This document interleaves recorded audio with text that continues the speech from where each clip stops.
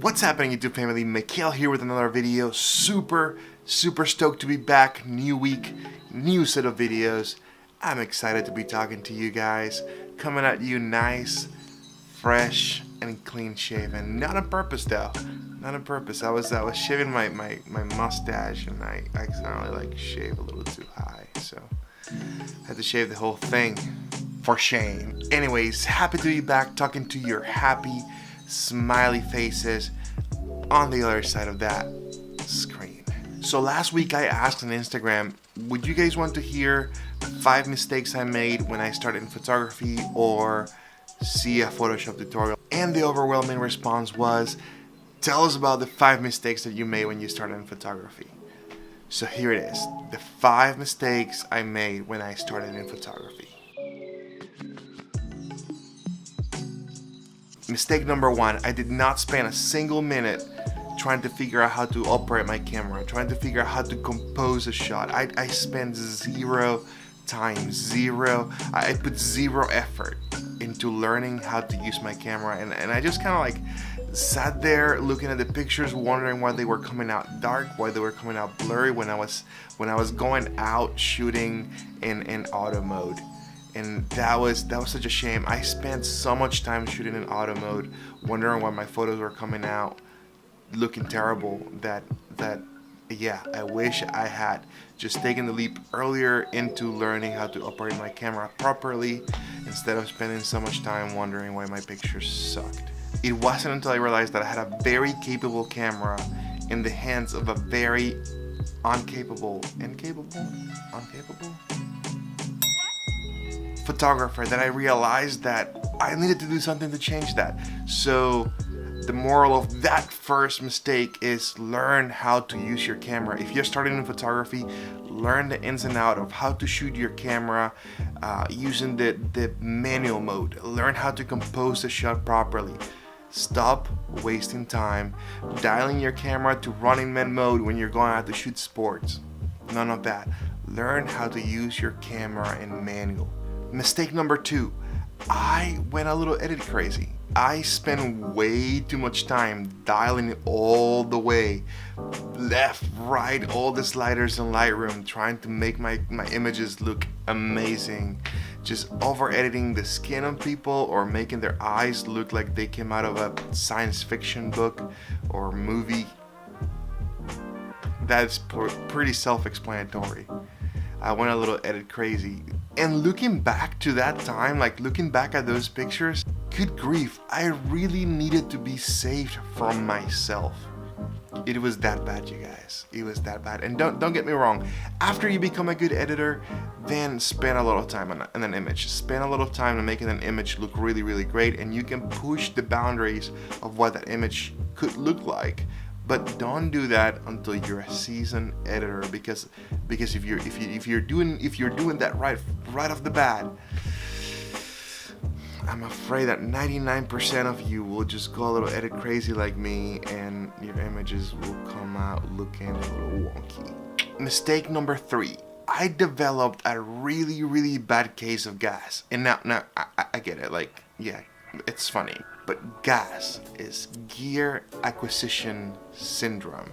It's a real problem. It's when you're sitting there thinking that you need the latest and greatest piece of gear in order to create an amazing photograph.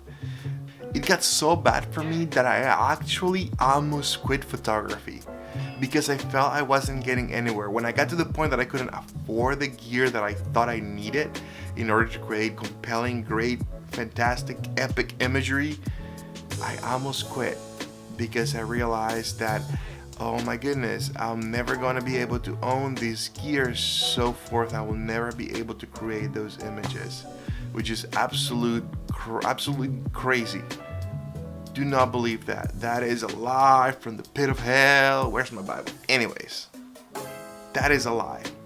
Frequently, I would go out and shoot weddings, and some of the guests have better, nicer, more expensive cameras than me. But I'm still bringing the results, coming up with really awesome shots that they're not getting. So remember, it's all in here.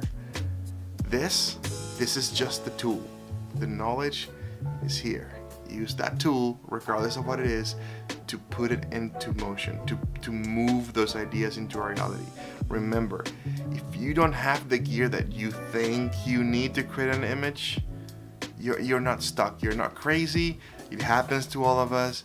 But remember this, you need to let your limitations be your motivation to create what you want to create. It will make you a better photographer, I promise you that. Mistake number 4, I fell into the comparison game. That's a terrible place to be. And honestly, it was because of guys. It was because the whole gear acquisition syndrome or symptoms or whatever you want to call it. It made me think that, oh, my work sucks and that person's work is so good. But you know what? It's probably because they have all that fancy gear. Comparison stole my joy for far too long. That is the last thing I would want for any of you guys. I don't want you to ever feel that you're going to Instagram to look at other people's photos and feel any less than because they're out there shooting with really, really nice cameras and you're not. Because you can create amazing images with whatever gear you have. Honestly, the best camera you have, no, it's not your cell phone. It's the camera that you have on you. So don't get discouraged. You can create amazing imagery with the gear that you have. Also, know the difference between looking for inspiration and looking for someone to be jealous about in social media. It is so easy to just get into that comparison game, fall into that comparison game, and that is not a place you want to be. Again, that is not a place where you would ever want to be. Stop focusing so much on someone being better than you or you trying to be better than someone else. The only thing you need to focus on is being better than the photographer you were yesterday, being better than the creator that you were yesterday. So yeah, that was mistake number 4. The comparison game will mess you up, will screw you mentally, and that is just not a place where you would ever want to find yourself. Mistake number 5, and this is probably the most important one. It's easy to get excited about starting photography, video, content creation, but you need to understand something. This should not take precedent over what's important in your life, and relationships will always be more important than what you're doing. Of course, that's my opinion.